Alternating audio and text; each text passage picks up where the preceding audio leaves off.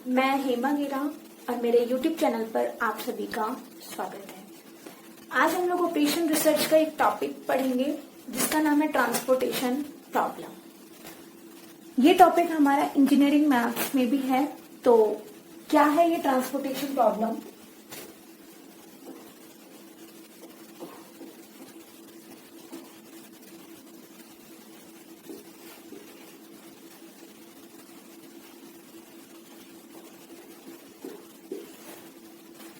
Transportation problem, नाम से ये शो है कि ट्रांसपोर्टेशन ये हमारे पास एक तरीके की स्पेशल फॉर्म है एलपीपी की, लीनियर प्रोग्रामिंग प्रॉब्लम की ही एक स्पेशल फॉर्म है जो कि एक मैट्रिक्स फॉर्म में हम लोग इसको सॉल्व करते हैं। इसमें कुछ रो होती हैं, कुछ कॉलम्स होते हैं, कुछ डिमांड होती हैं, कुछ सप्लाई होती हैं। जैसे क्या है ये ट्रांसपोर्टेशन प्रॉब्लम, कैसे हम लोग इसे सॉल्व करते हैं? तो ट्रांसपोर्टेशन प्रॉब्लम कि फॉर एग्जांपल कि हमारे आसपास कई सारी कंपनीज होती हैं जिनको हम लोग सोर्स बोलते हैं या ओरिजिन बोलते हैं, ठीक है। तो हमें उस कंपनी में कुछ प्रोडक्ट बन रहे हैं, काफी तरीके के प्रोडक्ट्स बन रहे हैं। तो उन प्रोडक्ट्स को हमें सप्लाई वाले जगह पर पहुंचाना होता है, जिन जगह से डिमांड आती है कि हमें ये प्रोडक्ट चाहिए और ये प्रोडक्ट चाहिए, ठीक है। क्या बोला हमने कि हमारे पास कुछ ओरिजिन हैं, मीन्स कुछ सोर्स हैं या कंपनीज हैं, ओरिजिन या कुछ कंपनीज हैं जिनमें प्रोडक्ट बन रहा है और उन प्रोडक्ट को हमें वेयर हाउसेस या डेस्टिनीज तक पहुंचाना है। डेस्टिनीज तक पहुंचाना है, डेस्टिनी कर लेते हैं, ठीक है। तो यहां से क्या है, डिमांड आ रही है हमारे पास सामान की और यहाँ ओरिजिन या सोर्स यहाँ पर प्रोडक्ट बन रहे हैं। तो हमें ये सामान या ये प्रोडक्ट यहाँ तक पहुंचाने हैं और कैसे पहुंचाने हैं?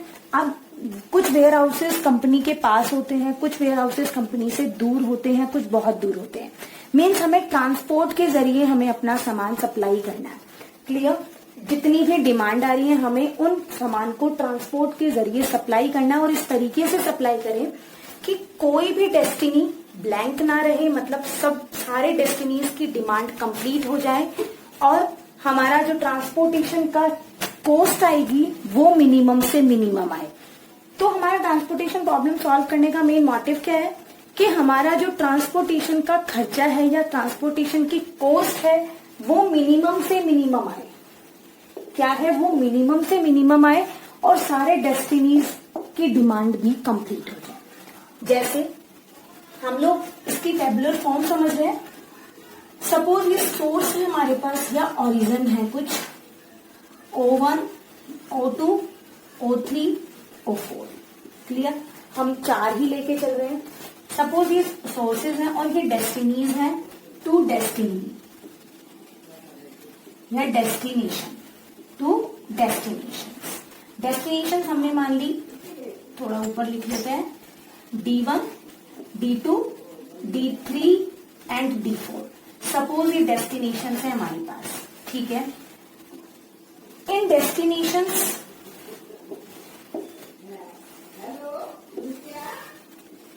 अब सपोज किया हमने कि O1 ओरिजिन 1 पर यहां पर हमारे पास सप्लाई हो रही है या सामान अवेलेबल है। हम लोग यहाँ सप्लाई भी लिख सकते हैं और अवेलेबिलिटी भी लिख सकते हैं कि यहाँ हमारे पास सामान की अवेलेबिलिटी है। O1 पर A1 है, O2 में टोटल बन रहा है A2, O3 पर A3 और O4 पर A4 सामान अवेलेबल है। मतलब हमें यहाँ से A1 प्रोडक्ट की सप्लाई करनी है, O2 से A2 प्रोडक्ट की और इससे O4 से O4 की। अब यहाँ है हमारे पास डिमांड। क्लियर? यहाँ क्या है? डिमांड। सपोज D1 डेस्टिनेशन 1 से B1 सामान की डिमांड आ रही है, D2 से B2 की और B3 एंड B4 की। सपोज हमारे पास ये डिमांड्स हैं और ये हमारे पास सप्लाई है। अब बात आ रही है, क्लियर? इतना समझ में आया कि O1 डेस्टिनेशन पर इतना प्रोडक्ट है, O2 पर इतना है, O3 पर इतना है, O4 पर A4 प्रोडक्ट है। D1 डेस्टिनेशन से डिमांड है B1 की, D2 से है B2 की डिमांड और D4 से है B4 की डिमांड। अब हम जब O1 से O1 यानी कि ओरिजिन 1 से सप्लाई कर रहे हैं, जितने भी प्रोडक्ट की हमें सप्लाई करनी है उस पर ट्रांसपोर्टेशन का कोस्ट लगा C11, ठीक है। इस पर कोस्ट लगी C1 पर, हमारी कोस्ट लगी C13 same as it is C1, C21, C22, C23 and C24, C31, C32, C33, C34 same as it is C41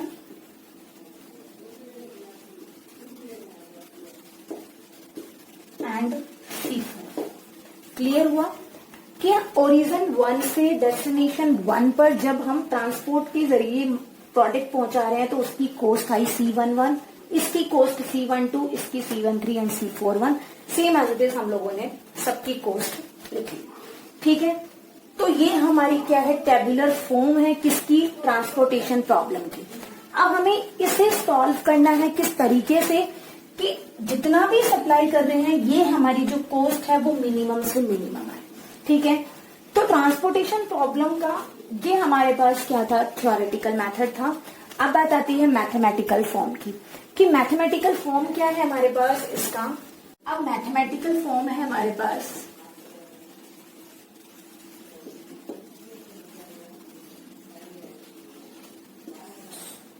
mathematical form क्या है, ये मैथमेटिकल फॉर्म ट्रांसपोर्टेशन प्रॉब्लम की कि अब हमारे पास इसमें एक ऑब्जेक्टिव फंक्शन आएगा। ये क्या है, ऑब्जेक्टिव फंक्शन, इसको क्या बोलते हैं हम लोग, ऑब्जेक्टिव फंक्शन।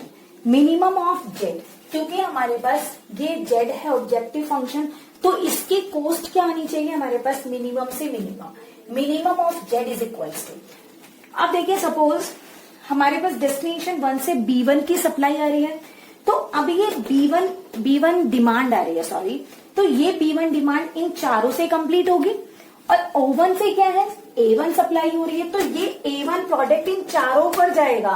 तो यहाँ पर जितना प्रोडक्ट गया उसको हम लोग लिख रहे हैं X1, क्योंकि जरूरी थोड़ी है ये A1 प्रोडक्ट सारा का सारा एक ही उसमें चला जाए, तो जितना प्रोडक्ट जा रहा है वो X1, यहाँ X12, यहाँ X13 और यहाँ X14। तो मिनिमम ऑफ जेड क्या होगा, जितनी कोस्ट है और जितना प्रोडक्ट पहुंच रहा है उस डेस्टिनेशन पर C11 into X11 plus C12 into X12 and same as it is लास्ट में C44 इंटू X4। तो हम लोग इसको डायरेक्ट लिख रहे हैं, minimum of Z is equals to summation over I is equals to 1 to M या 1 to 4 है अभी हमारे पास, और J भी क्या है 1 to 4 CIJ into XIJ, CIJ into XIJ। Clear. अब subject to restrictions, subject to condition क्या है।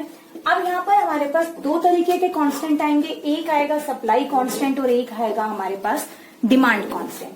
तो सप्लाई कांस्टेंट क्या है हमारे पास, सप्लाई कांस्टेंट क्या होगा, सप्लाई किसकी हो रही है, A1, A2, A3 and A4 की, और कितनी हो रही है, X11, X12, X13, X14। तो और ये आएगा ना हमारे पास कि X11 plus X12 plus X13 plus X14 is equals to A1, same as it is इधर X21 plus X22 plus X23 plus X24 is equals to A2, ठीक है। तो सेम एज इट इज यहां पर आ जाएगा। तो हम लोग इसको डायरेक्टली लिख रही हूं मैं इसको, summation over XIJ is equals to AI या AG, ठीक है। और यहाँ J is equals to 1 to 4 या G जितना भी होता है हमारे पास, यहाँ 4 तक है, तो हमने J is equals to 1 to 4 लिखा, XIJ is equals to AI।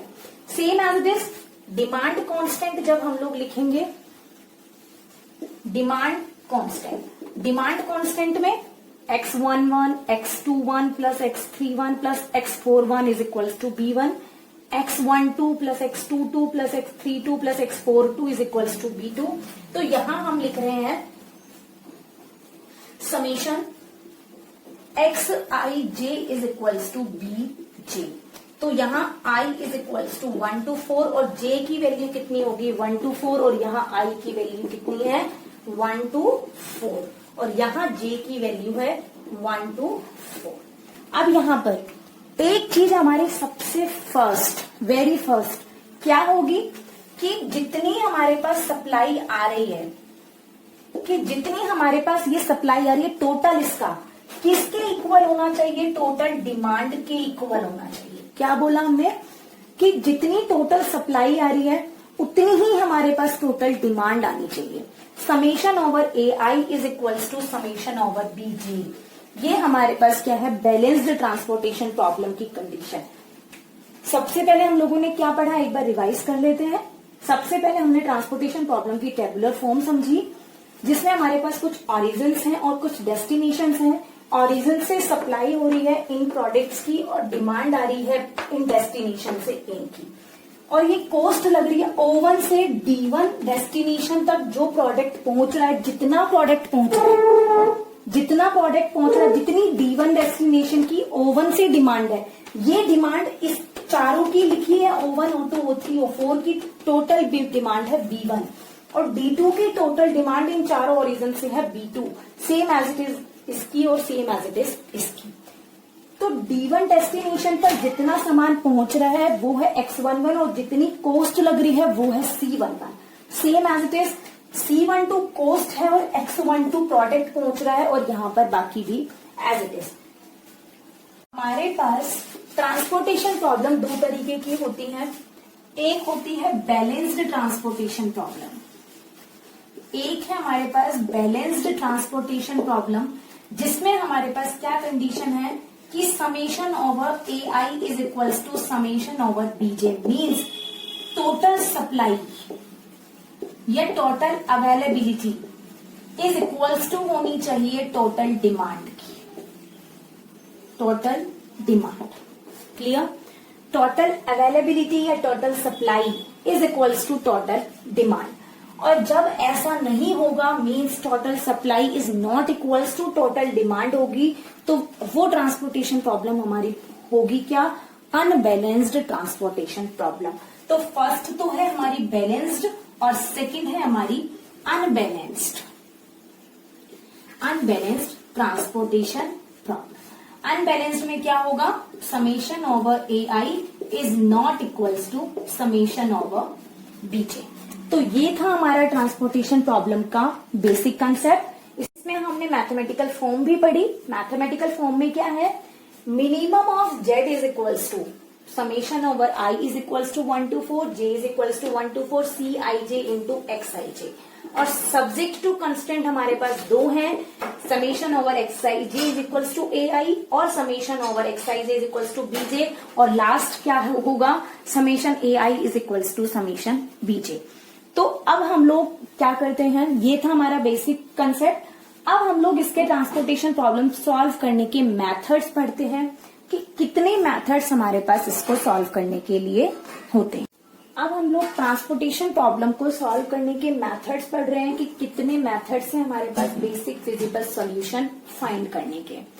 तो हमारे पास 3 मेथड्स होते हैं ट्रांसपोर्टेशन प्रॉब्लम को सॉल्व करने के लिए, जिसमें फर्स्ट मेथड है north west corner method, north west corner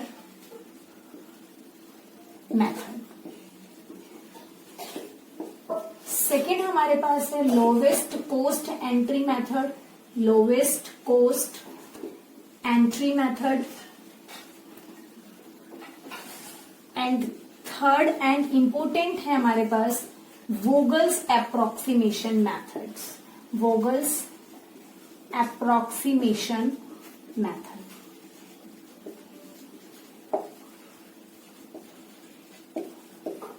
clear, Vogel's approximation method.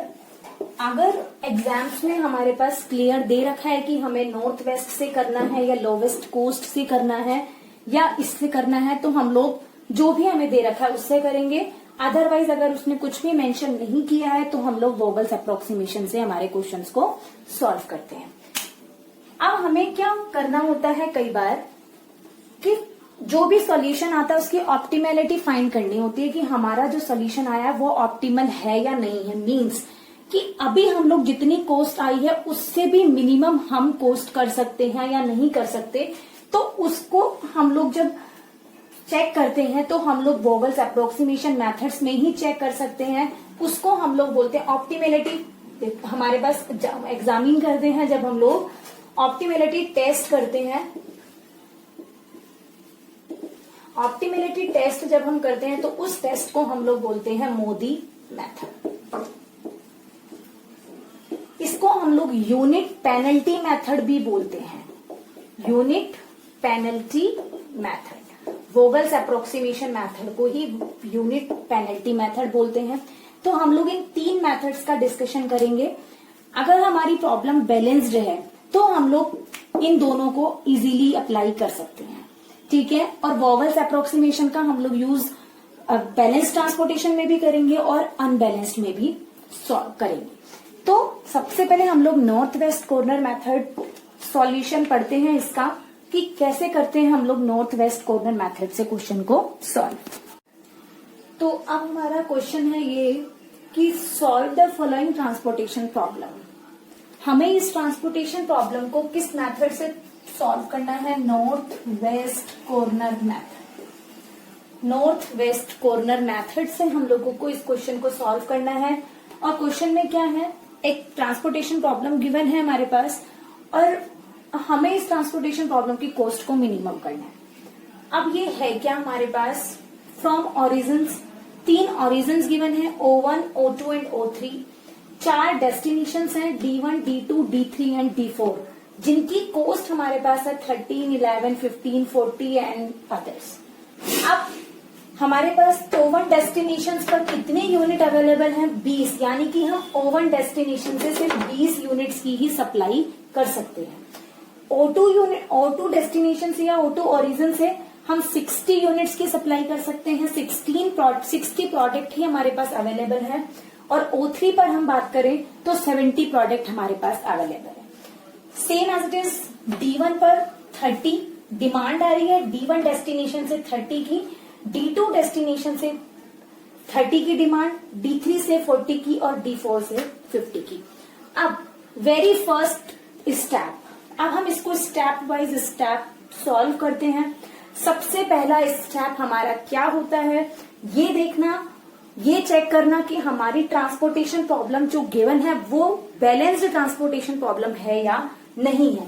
तो सबसे पहले हम इस ट्रांसपोर्टेशन प्रॉब्लम को ये चेक करें कि ट्रांसपोर्टेशन प्रॉब्लम बैलेंस्ड है या अनबैलेंस्ड है। तो उसके लिए हमें समेशन AI, ये A1, this is A2 and this is A3।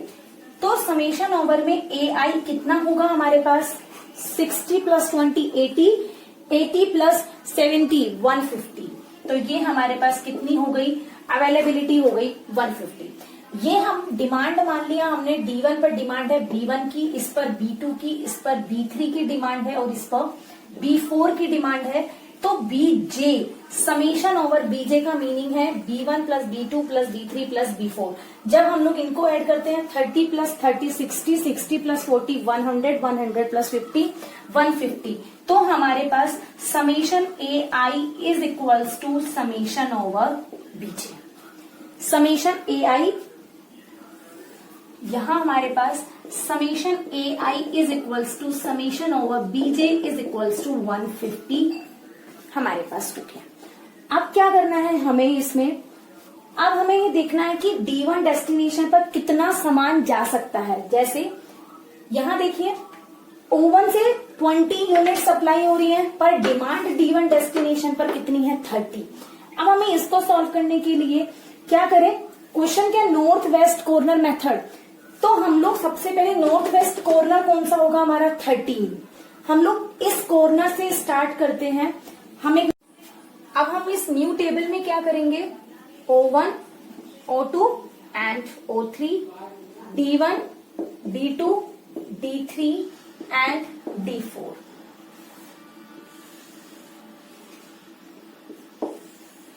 Clear? 1 2 3, 1 and 2।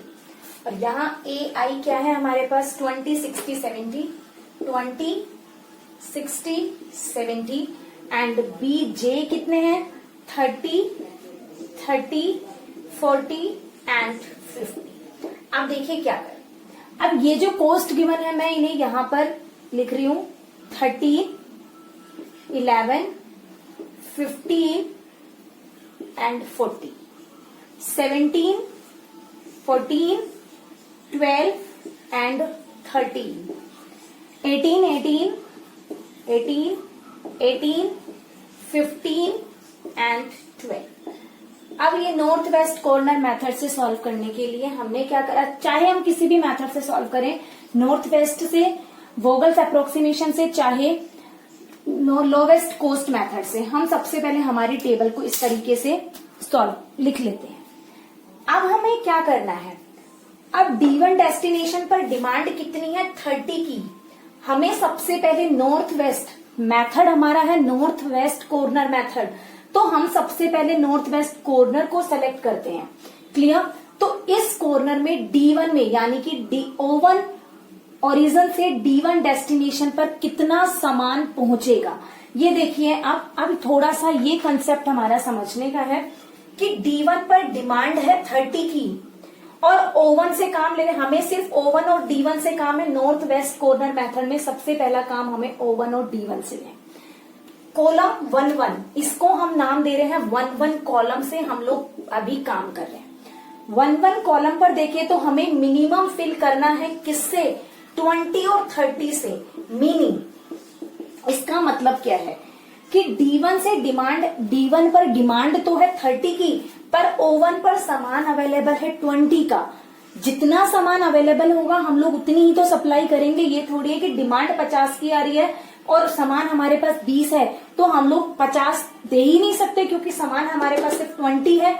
तो जितना सामान अवेलेबल है, जितना प्रोडक्ट है और जितनी डिमांड है, उन दोनों में से जो भी मिनिमम होगा वही हमें सप्लाई करनी है। मीन्स जैसे हम लोग बात करें कि हमारे पास 10 रुपीज है और हमें बहुत सारा सामान खरीदना है, तो यानी कि हम सामान जो खरीद रहे हैं वो बैठ रहा है 50 का और हमारे पास पैसे हैं सिर्फ 10 रुपीज, तो हम 10 रुपीज का ही सामान खरीद सकेंगे, ना कि 50 का सामान खरीदेंगे। तो सेम एज इट इज इसमें है ट्रांसपोर्टेशन प्रॉब्लम में कि डिमांड तो है 30 की और सामान अवेलेबल है 20। सामान कितना अवेलेबल है 20 और डिमांड आ रही है 30, तो इसका मतलब हम लोग 20 तो अभी सप्लाई कर देते हैं इसमें, यानी कि O1 डेस्टिनेशन का, O1 ओरिजिन का काम हुआ खत्म। क्लियर? क्या करा हम लोगों ने कि जो भी मिनिमम है 20 और 30 में से, डिमांड और सप्लाई में से जो भी मिनिमम है हम सबसे पहले वो फिल कर रहे हैं। तो D1 डेस्टिनेशन पर 30 में से 20 सामान फिल हो गया, यहाँ 20 का काम खत्म। और यहाँ अभी कितना बच रहा है, यहाँ अभी सामान बच रहा है 10 की डिमांड बच रही है, तो मिनिमम ऑफ 20 और 30 में से हमने 20 फिल किया। अब देखिए O1 ओरिजिन का काम खत्म, यानी कि अब हमारे पास टेबल क्या बच गई, सिर्फ और सिर्फ ये बच गई। क्लियर? अब हमारे पास टेबल सिर्फ ये बच गई। अब ये वाला अभी हम लोग खत्म कर रहे हैं, रिमूव कर रहे हैं। अब सिर्फ ये इतना है हमारे पास। अब हमारे पास नॉर्थ वेस्ट कॉर्नर कौन सा हो गया 70, यानी कि A21, यानी कि अब हमारे पास जो नया कॉलम आया है वो 2-1 कॉलम आया है। तो अब इस 2-1 कॉलम में हमें क्या करना है, वो मैट्रिक्स होती है ना A11, A12, A13, A14, A21, तो उसी से मैंने 2-1 कॉलम लिखा है और ये सबसे पहले 1-1 कॉलम है। तो जब अब A21 पर आते हैं 2-1, O2 ओरिजिन से हमें D1 डेस्टिनेशन की डिमांड कंप्लीट करनी है। D1 पर डिमांड कितनी अब हमारे पास रिमेनिंग है 10 की, और O2 पर कितना सामान है 60 का।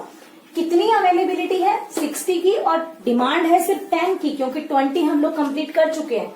तो 10 और 60 में से अब हमारे पास डिमांड जितनी बची थी वो कंप्लीट कर दिया और यहाँ 50 हमारे पास अभी सामान अवेलेबल है, यानी कि अब D1 का काम कंप्लीट हो गया। 30 की डिमांड थी और 30 हमारे पास सामान कंप्लीट हो गया, 20 O1 से और 10 O2 से। अब हमारे पास सिर्फ ये चीज बच गई, अब हमारे पास सिर्फ और सिर्फ ये बच गया। अब हमें इसमें क्या करना है, अब north west corner method north west corner देखे तो हमारे पास ये वाला कॉर्नर आ रहा है, नॉर्थ वेस्ट कॉर्नर। अब हमारे पास ये है क्योंकि ये खत्म हो गया, अगर हम नई टेबल बनाएंगे तो उसमें सिर्फ ये वाला पार्ट इंक्लूड होगा। तो अब हमारे पास नॉर्थ वेस्ट, सबसे पहला नई टेबल जब हम बनाएंगे तो सबसे पहला जो भी कॉलम होगा वो हमारे पास क्या होगा, नॉर्थ वेस्ट कॉर्नर होगा। तो अब हमारे पास नॉर्थ वेस्ट कॉर्नर ये है।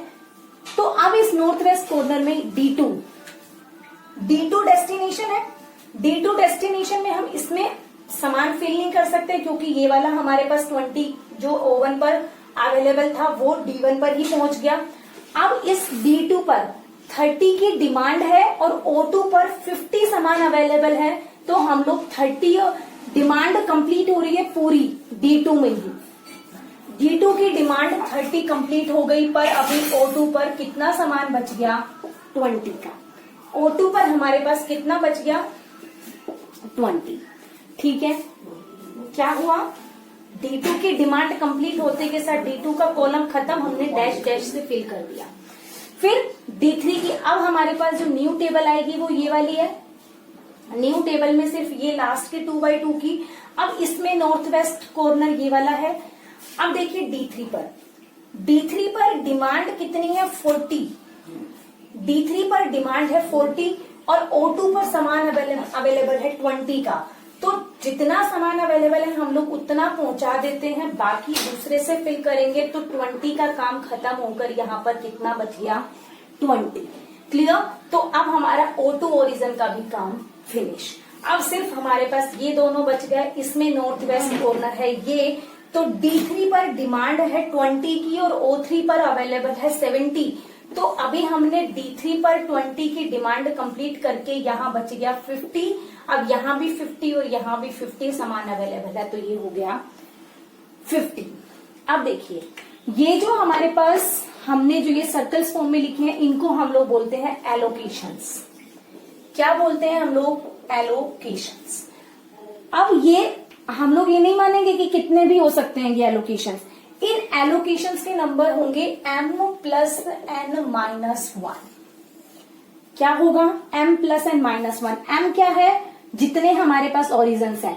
कितने ओरिजन है हमारे पास, 3। और n क्या है हमारे पास, दिख रहा है क्या, आई थिंक एलोकेशंस होते हैं m प्लस n माइनस 1। यहां लिख दिया मैंने। एलोकेशंस कितने होते हैं, नंबर ऑफ एलोकेशंस होने चाहिए ट्रांसपोर्टेशन प्रॉब्लम को सॉल्व करते time, m plus n minus 1। तो m क्या है हमारे पास, नंबर ऑफ ओरिजन्स जो कि है 3, और n क्या है हमारे पास, डेस्टिनेशन 4 माइनस 1। तो 4 प्लस 3 7 एंड माइनस 1, 6 एलोकेशंस होने चाहिए। 1 2 3 4 5 6। जब हम एलोकेशंस का कंप्लीट करते हैं तो सबसे पहले हमें ये चेक करना होता है कि नंबर ऑफ एलोकेशंस हमारे पास m प्लस n माइनस 1 है या नहीं है। अब एक बार रीचेक कर लेते हैं कि D1 से डिमांड कितने की है, 30 की। तो 20 प्लस 1 30 कंप्लीट 10। D2 पर 30 की डिमांड थी जो कंप्लीट। D3 पर 40 की डिमांड थी, 20 प्लस 20 फिनिश। एंड D4 पर 50 की डिमांड थी, तो ये भी कंप्लीट। ओवन ओरिजिन पर 20 सामान अवेलेबल था जो कि D1 में पहुंच गया। O2 पर 60 सामान अवेलेबल था जो कि 10 30 एंड 20 की फॉर्म में पहुंचा। एंड O3 पर 70 था तो 20 प्लस 50। ये हम मिनिमम कॉस्ट लेते हैं। मिनिमम कॉस्ट कैसे आएगी हमारे पास, 30 CIJ into XIJ। CIJ 13 into 20 plus खत्म 17 into 10 plus 14 into 30 plus 12 into 20 plus 15 into 20 and plus 12 into 50। तो मिनिमम कॉस्ट क्या आएगी, CIJ इंटू XIJ। जो ये एलोकेशंस हैं इनको हम लोग XIJ से डिनोट करते हैं, और ये जो हमारे पास गिवन होती हैं कॉस्ट इसको हम लोग CIJ से डिनोट करते हैं। तो अब इनका आपस में मल्टीप्लीकेशन करके जो भी सॉल्यूशन आएगा वो हमारा होगा मिनिमम कॉस्ट। क्लियर। क्या करते हैं हम लोग नॉर्थ वेस्ट कॉर्नर मेथड में, एक बार फिर से रिवाइज करते हैं। सबसे पहले बैलेंस्ड है या नहीं है। बैलेंस है तो हम लोगों ने न्यू टेबल बनाकर CIJ हम लोगों ने यहां पर कॉर्नर में लिख दिया पूरा। अब AI और BJ की तरीके से हम लोग नॉर्थ वेस्ट कॉर्नर है तो हम लोगों ने नॉर्थ वेस्ट कॉर्नर चूज किया, और जितनी भी हमें D1 पर डिमांड है 30 की और O1 पर सामान अवेलेबल है 20 का, तो जितना जो भी चीज कम होगी इन दोनों में से वो हम फिल करेंगे यहाँ पर 20। फिर O1 ओरिजिन का काम कंप्लीट हुआ तो हमारे पास ये नीचे का ये चीज बच गई 2 रोज। फिर हम लोग 17 पर आए, नॉर्थ वेस्ट कॉर्नर अभी हमारे पास ये होगा, तो इसमें हमारे पास अब 10 की डिमांड बची थी और O2 पर सामान अवेलेबल था 60 का, तो डिमांड और सप्लाई में से जो भी हमारे पास कम होगा वो फिल करते हैं। तो 10 कम था तो हम लोगों ने 10 कंप्लीट किया। तो इसी तरीके से हम लोगों ने ये नॉर्थ वेस्ट कॉर्नर मेथड का काम कंप्लीट किया। एंड में मिनिमम कॉस्ट हमें फाइंड करनी है तो CIJ इंटू XIJ करके हम लोगों ने ये काम किया। अब ये भी जरूर देख लेना कि number of allocations M + N - 1 होने चाहिए। M होता है number of origins and N होता है नंबर ऑफ डेस्टिनेशन, इनसे एक कम। तो हमारे पास नंबर ऑफ एलोकेशंस कितने आ रहे हैं? नंबर ऑफ एलोकेशंस है 6। अब हमारे पास 2 मेथड्स बच चुके हैं। एक है हमारे पास lowest cost entry method and second one is Vogel's approximation method, जो कि हम लोग नेक्स्ट वीडियो में डिस्कशन करेंगे।